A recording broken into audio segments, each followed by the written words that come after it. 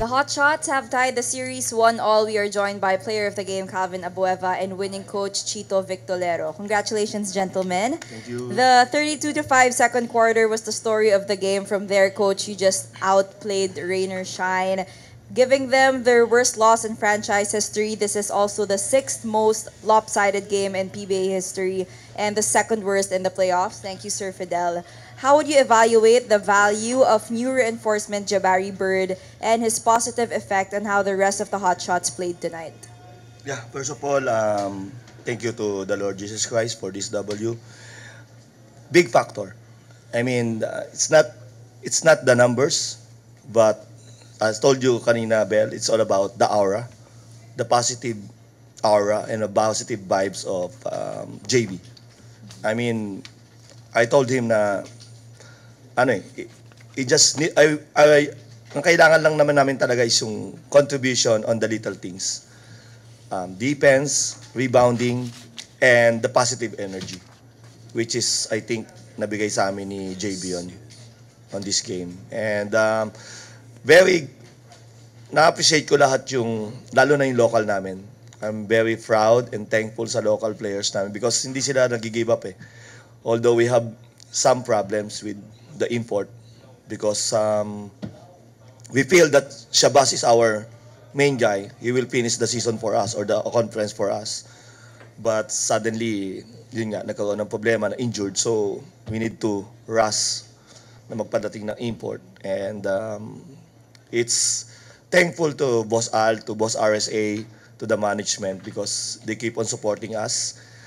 Walang kasiguraduhan kung aabot to ng ilang games, but Boss RSA and Boss Al just keep on sending imports to us and give us the hope and the chance, the opportunity to compete ng higher level to rain or shine. Thank you, Coach. Calvin, now on to you. Mula sa 6 points sa unang laro ng serye, double-double ka tonight. Ano ba yung mga naging conscious adjustments mo na ginawa mo, especially in slowing Rain or Shine down? Actually, din yung first game. Siyempre, papasalamat muna ako kay Lord dahil binigyan itong game na to at hindi pa tapos to at susunod at susunod, marami pang games na kailangan namin i-adjust. And this the yung momentum nila at saka sa amin, kumbaga galing kami sa unang talo bago pumunta doon sa quarters. And then one time preparation and then nagpalit kami import. Then sa amin local parang di namin alam kung anong decision ni coach at sa amin si Kuya Rapi nagsabi sa amin na kung anong ibibigay sa atin tanggapin natin. And then hindi naman all about the import eh. Local rin kailangan natin mag-contribute kasi kung iaasa natin sa import parang gusto natin ibigay natin lahat ng bola sa kanya eh.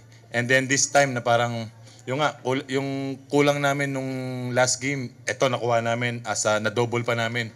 Yung nga yung rebound and Jabari sa a big help to us na dun sa rebounds. And yun nga yung quickness niya and yung focus niya kahit na kagabi lang siya nag-ensayo and yung rhythm niya nandoon. Kaya siguro ang ganda rin ng aura niya sa amin kaya yung positive vibes namin nadala namin ngayon. We're now opening the floor to the media. Coach, congratulations. Thank you. Very impressive si Bird. Pero Coach, do you think meron pa siya ilalabas as abang siguro lalo siya mabibreak in for the rest of the series? I think so. Actually, ngayon nga lang na-meet ng mga key players si JB. Kasi kagabi nung dumating siya, the third group yung nag-practice. It's hard for JB to adjust right away, but I told him to not pressure himself. Kasi ang kailangan talaga lang namin sa kanya is yung a little help from everything, which is very big factor for us. He got 13 rebounds and he played defense, good defense.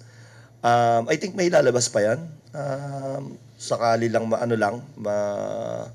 maging komportable pa siya doon sa mga kasamahan niya. And ang importante lang talaga sa amin is very humble eh. I mean, he played in the BBA but NBA, but he's very humble. Coach, sa lahat nung nakalistang mga suggestions na pwede niyong palitan si ba't si Jabari yung I think he's the best available talent na nasa Asia. Yun yung factor. I mean, I tried to find an import na nandito sa Asia ngayon because we don't want to send an import na nandun pa sa US and then it's late na. I mean, he will be arrive here by Saturday and then a lot of things that he need to do. So, yun yung factor na nandito siya sa Asia plus the fact na available siya. So, hulog ng langit din. Dahil wala eh. I mean, after nung game 1, on that night, me and the management, Boss Al, told me na if you can find an import na mas makakatulong sa atin. So, yun. I mean, siya yung available na meron chance na matulungan kami. Actually, hindi ko alam kung ano yung papakita niya ngayon because we're relying on the agent and on the highlights. But good thing, ang talagang pinag-aralan ko lang is how he play and then what is the character. And I talked to him on the last, yun nga, after nung game 1, I talked to him doon sa phone in some interviews and then yun, ang nakita ko lang is yung character niya medyo maayos. So yun, nag-decide ako na kuhanin siya. Coach, kasi one of the weapons of Raynor Shine is yung running game nila and tonight ata parang napigilan nyo. Even nung first game kasi parang at least nakakasabay kayo. Do you think yun yung magiging formula to beat Raynor Shine in this series? I mean, Rain or Shine is the best running team right now. I mean, hindi natin credit to Coach Sheng and the whole coaching staff for doing that. I mean, they are number 1 team. They scored more than 100 points per every game. We just rely on our defense, which is we think it's our strength identity. Yun yung importante sa amin na this is a defensive game that allow us to test our transition defense.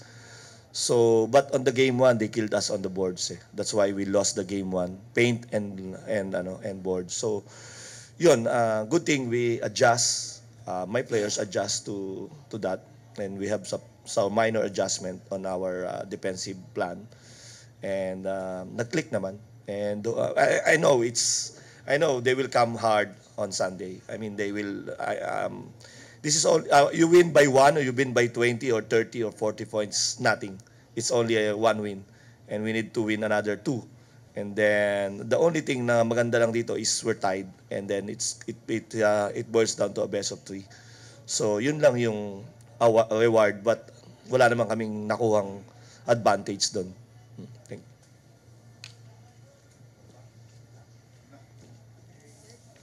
Well, that wraps it up. Thank you so much, Calvin and Coach Thank you. Chito. Congratulations.